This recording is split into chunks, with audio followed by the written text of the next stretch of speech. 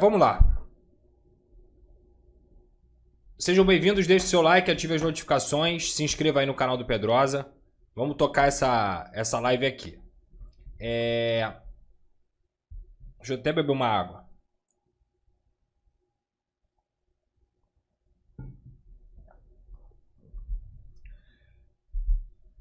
Primeiramente, para você que veio aqui esperando sangue, carnificina, gritaria, xingamento, loucura, você veio ao lugar errado. Eu não vou fazer o que eu não acredito. Eu não vou nadar na direção da gritaria porque tá todo mundo indo, ou a maioria tá indo. Não foi assim que eu cheguei até aqui na minha vida, muito pelo contrário. Eu cheguei aqui com muito trabalho, com muita competência, com muito esforço. E cada vez mais que eu passo a estudar futebol, pode ser até que eu não seja nenhum grande entendedor, mas eu vou criando convicções, vou criando análises, vou criando elementos para eu poder embasar os meus argumentos, que nem sempre vão estar certos, até porque não tenho a pretensão de estar certo sempre, mas tenho a pretensão sim de acreditar nas minhas convicções, de acreditar no que eu sou e principalmente tentar passar para vocês um pouco de lucidez no que eu acredito que seja o futebol de forma geral. O Vasco ele pode ser analisado, se a gente for pegar o trabalho do Diniz, de várias formas. A gente pode analisar o jogo de hoje, e a gente vai analisar o jogo de hoje. A gente pode analisar o trabalho que passou, e a gente pode analisar também isso. E a gente pode analisar o futuro, e o que isso interfere dentro do Vasco da Gama, quais são as possibilidades ou não. Especificamente sobre o jogo de hoje, veja bem, especificamente sobre o jogo de hoje, eu acho que seria de uma covardia imensa eu colocar qualquer tipo de grande responsabilidade no que o treinador fez. A levar em consideração que sim, era Chapecoense dentro de São Januário, o Vasco da Gama produziu mais do que fez no ano passado inteiro. Eu uso sempre uma métrica para poder mostrar para vocês sobre expectativa de gols. Se chama XG na linguagem mais formal do scout. Essa métrica, ela mede a quantidade de gols que o seu time produz a ponto de criar uma expectativa clara e real de chance de gol. O Vasco, na partida de hoje, para poder pegar aqui especificamente, detalhadamente, com os dados do SofaScore, ele teve o seguinte jogo, tá? Ele teve o seguinte jogo, veja aí.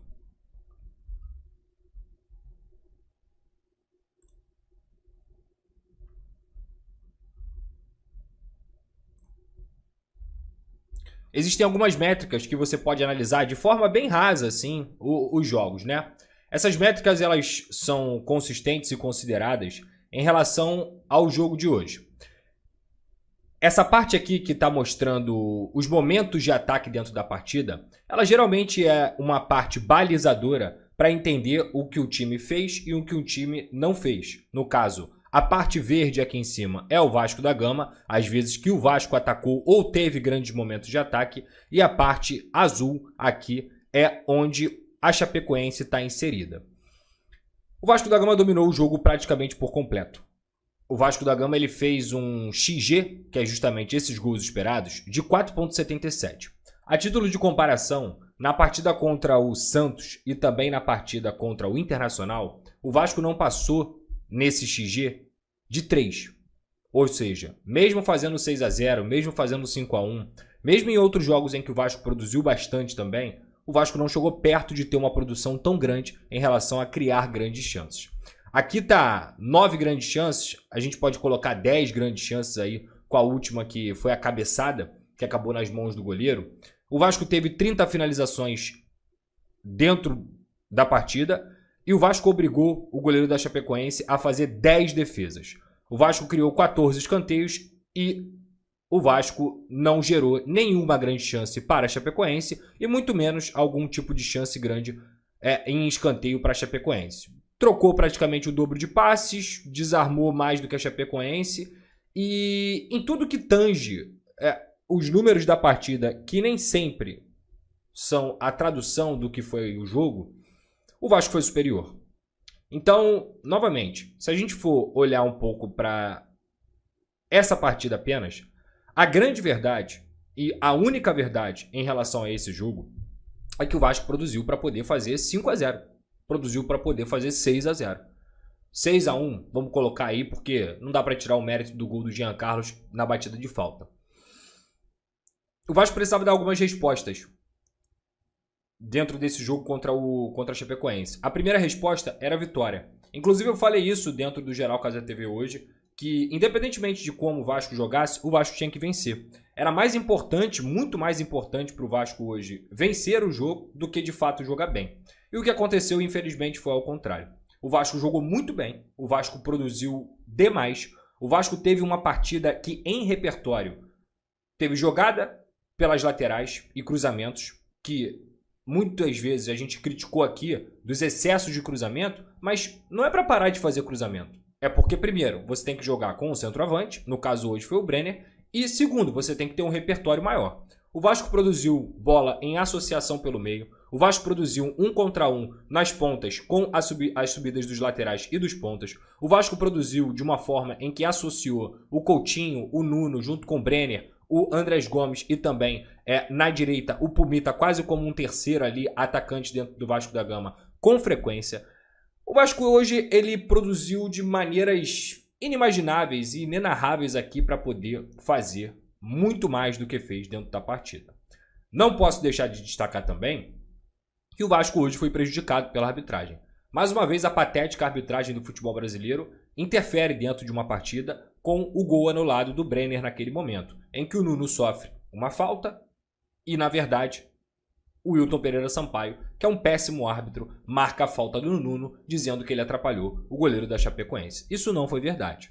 Era um gol que deixaria o Vasco muito mais tranquilo dentro da partida, que naquele momento ali abriria 1-0 e talvez o caminho, até pela produção que estava se encontrando dentro do jogo, o gol e talvez uma goleada para o Vasco da Gama, e o Vasco foi amplamente prejudicado no primeiro tempo, mais uma vez, e que isso não pode deixar contaminar a análise do que a gente vai falar aqui mais para frente. Mas é muito importante a gente pontuar hoje que o Vasco foi extremamente prejudicado, como é sistematicamente dentro do Campeonato Brasileiro, pela arbitragem. Ainda há de discutir, a gente pode discutir aqui, o pênalti que o Piton fez a jogada, cortou e aí leva o braço ali do atleta da Chapecoense. Eu acho que é um lance muito mais discutível do que o próprio gol que foi anulado. O gol anulado é um escândalo, é um absurdo, é um erro bizarro, e já na segunda rodada o Vasco começa prejudicado nesse sentido.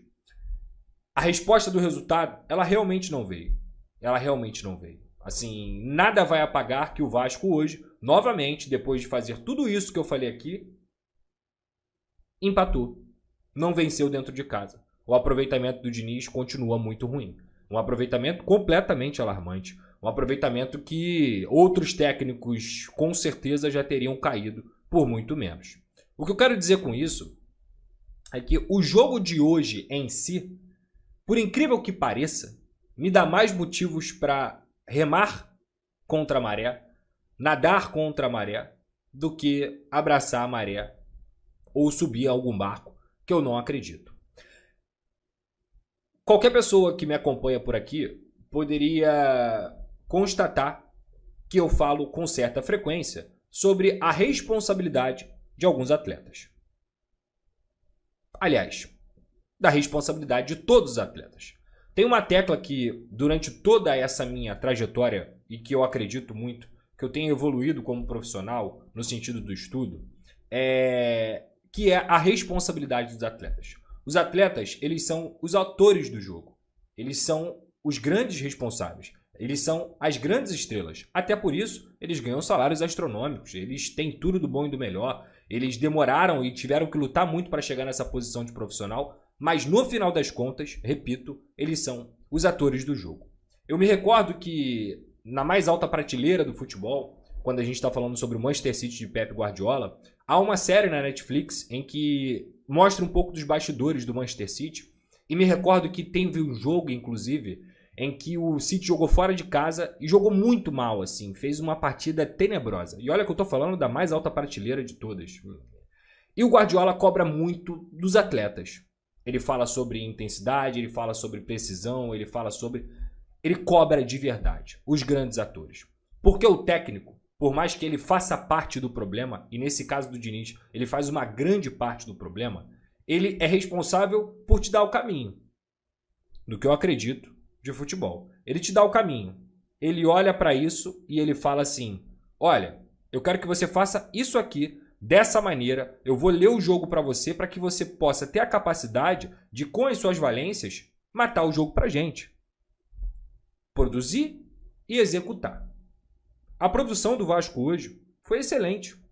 O Vasco produziu, repito, como não tinha produzido ainda no trabalho do Diniz. Os números mostram isso. Não é algo que está saindo da minha cabeça. E quem teve a pachorra de assistir o jogo sem estar com um viés fora Diniz ou fica Diniz, consegue entender também que o Vasco hoje teve uma produção extremamente positiva.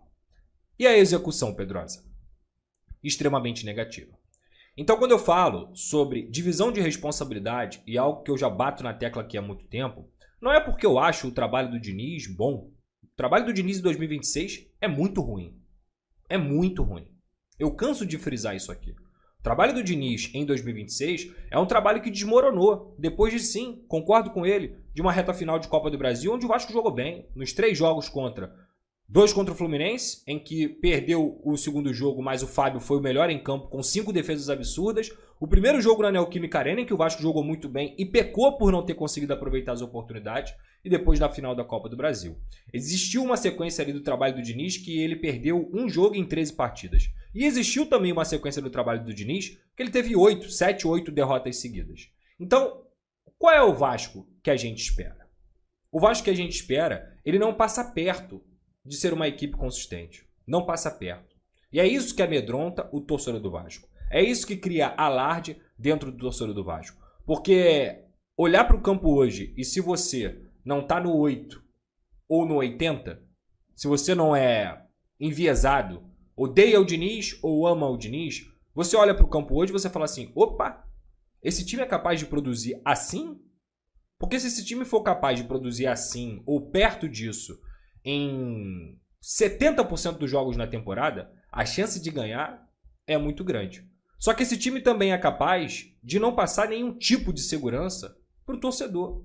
Porque, até olhando novamente aqui, quando a gente olha para esse momento aqui, momento de ataque, foi o lance em que o Vasco fez o gol, criou oportunidades, continuou criando. Tá vendo quando bate aqui no teto? Significa que é o mais alto das possibilidades de fazer gol.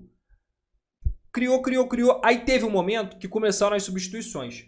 E as substituições do Diniz, em si, elas não fizeram tanto efeito. Ele explicou que 2 delas foram por conta de lesão, outras não entraram tão bem, lesão, no caso, cansaço, não entraram tão bem, como o Marino não entrou bem, claramente fora de ritmo, como o David entrou muito mal, esse eu não posso nem falar que é fora de ritmo, acho que é o padrão David, e depois a Chapecoense começou a trocar. Mesmo a Chapecoense trocando, foram de fato 3, 4 oportunidades em que a Chapecoense acabou ferindo o Vasco da Gama. E feriu muito pouco. No final das contas, repito, a gente está falando de um jogo em que a Chapecoense não teve nenhuma grande chance. Quando eu digo sobre a responsabilidade dos atletas, eu volto para o papo que a gente está batendo e, ao mesmo tempo que eu não posso ficar aqui crucificando somente 100% do treinador, eu também não posso ficar crucificando somente os atletas. Eu acho que a gente, naturalmente, como torcedor, pode ter raiva do Brenner hoje, por exemplo. Pode ter raiva do Coutinho hoje, por exemplo. Pode ter raiva do Léo Jardim hoje, por exemplo, que falhou no gol do Jean Carlos. É preciso citar isso. O Vasco produziu o suficiente, repito, para poder meter 5-0 em São Januário. Não é possível que o torcedor que pegou chuva hoje, lá na Colina Histórica, num dia de semana, que saiu do trabalho, que gastou dinheiro, que encara transporte público, que faz de tudo pelo Vasco, mereça isso. O torcedor não merece isso. O torcedor merece muito mais do que o trabalho do Diniz desempenha. O torcedor merece muito mais do que esses jogadores desempenham. Mas assim é o futebol.